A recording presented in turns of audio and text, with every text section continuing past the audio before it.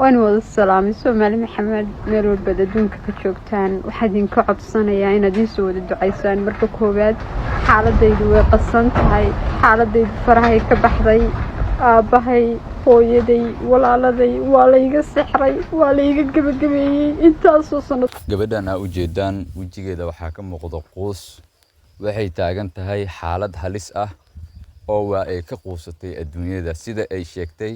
gabadhan familkeeda oo dhan waa la taagay macnaha waa la sixray iyada ayaa sheegtay familkeeda dhammaantood in la sixray oo iyada kaliya ay ka fiyowda haddaba gabadhan oo baraha bulshada cod soo dhigtay ama muuqaal soo dhigtay ayaa dadka Soomaaliyeed waxay ka codsatay inay u duceeyaan inuu Eebbe subxaanahu wa ta'aala oo ka dulqaado dhibaatada haysato ayada iyo familkeedaba sixirkane wax oo macnaha la yareysan kara ma ahan sixirka ma la beeni karo oo sixirka waa jiriya maxaa yeelay rasuulkeena Muhammad sallallahu alayhi wasallam ayaa la sixray waa sababtay u soo degteen qul a'uudu birabbil falaq ya birabbin nas Allah subhanahu wa ta'ala ha yiri wa min sharri nafathati fil 'uqad waxa ku dhahda haal lahay Allah subhanahu wa ta'ala ayaa ka magan galaya an nafathati ku wax afuufo shartooda fil 'uqad gundumaka ku afuufo marka sixir wuu jiriya marka xaddu saaxiri darbatu sayf rasuulka sallallahu alayhi wasallam ha yiri saaxirka xadkiisa waa sayf oo qorta looga gooyo sixiro marka waa cadow marka walaalayaal waxa idinka codsanayaa inaan gabadhan walaasheena ah in macnaha loo duceeyo inuu dhibaatada ka dulqaado ayada iyo familkeedaba gabadhan hadda xaalad quus ay taagan tahay oo waxay dhahday waxa taaganahay tiri ina aniga isdilo oo adduunyo dhan ka quustay tiri Allah subhanahu wa ta'ala ayaa dhibaatadan ka dulqaadi karo marka u duceeyno asxaabay assalaamu alaykum wa rahmatullahi wa barakaatuh waan wada salaamay Soomaali Maxamed meel walba adduunka ka joogtaan waxaan idinka codsanayaa inaad ii soo wada ducaysaan marka koowaad xaaladaydu way qasan tahay xaaladaydu farahay ka baxday aabahay hooyaday walaaladay waa la iga sixray waa la iga gabagabeeyay intaasoo sanadood waa bay qataar ku dhex jira lagu dhex sixray una ka baxayn aabahay maanta duruufka ma cabanayo Soomaali Maxamed badruuf ka kortay cid walba ay ku soo kortay laakiin maanta waxa halka dhigay waa xanuun loo adeegsaday sixir iyo xabad hoose anigana ka fooyoobaaniguna waan ku dhaxwaashay inaan isdilo in yar baan u jiraa marka ummadda muslimiinta waxaan ka codsanayaa marka koowaad inay ii soo duceeyaan marka labaadna inay ii soo gurmadaan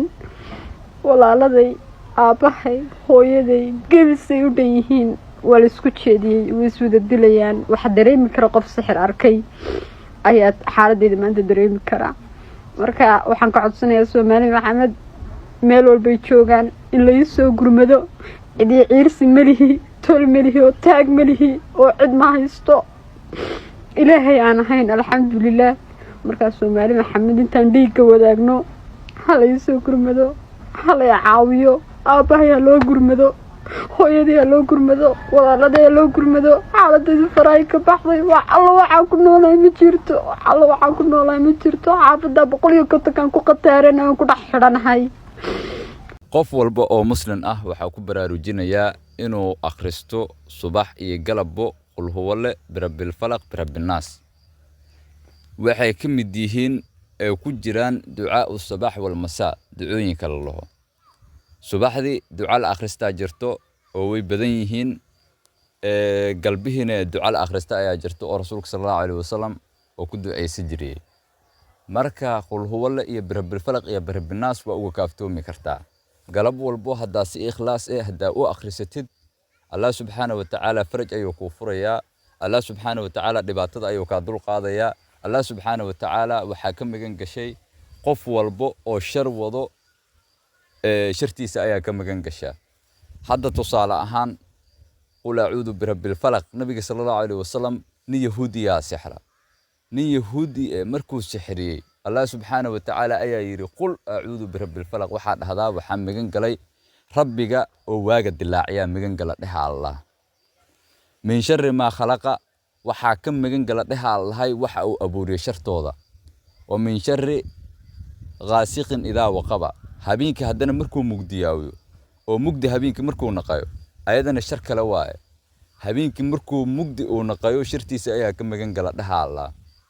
idaa waqaba markii uu mugdiyaaba Allah wa min sharri nafaatati kuwa wax afuufa shartooda ka magan gala dhaha Allah fil cuqad kundumanka ku afuufa oo waa sixroogi waaye saaxirki shirtiisa ayaa ka magan gala dhaha Allah wa min sharri xaasidin idaa xasada mid walbo xaasid shartiisa ka magan gala dhaha Allah idaa xasada markuu xasad oo xaasidnimada oo sameeyaa qul a'uudu birabbinaasna waa sidoo kale ayadana waxa waaye waa magan galiyo Allah subhanahu wa ta'ala ayaa magan galaysa qof walba oo muslim ah waxa ku baraarujinaya ducooyinkaas inuu laazimiyo iyo saddexdan suurad ducooyinka waxa uga kaaftoomi kartaa Allahumma anta rabbi la ilaha illa anta khalaqtani wa ana 'abduka wa ana 'ala ahdika wa wa'dika mastada'tu أعوذ بك من شر ما صنعت وأبوء لك بنعمتك علي وأبوء بذنبي فاغفر لي فإنه لا يغفر الذنوب إلا أنت دعاء سقفك أقولن حد ما لها كقريو أصحابي مركا قف والبؤ مسلم وحاكو براروجينا يا دعوين كان إنه لازميو سحر كواجريا أو قف والبؤ وحواي ولقي يابا إن السحر لكن سي قفكي دعوين كان كنت عيستو سحر هبيراتي أكتيس مكسور دواكريو مركا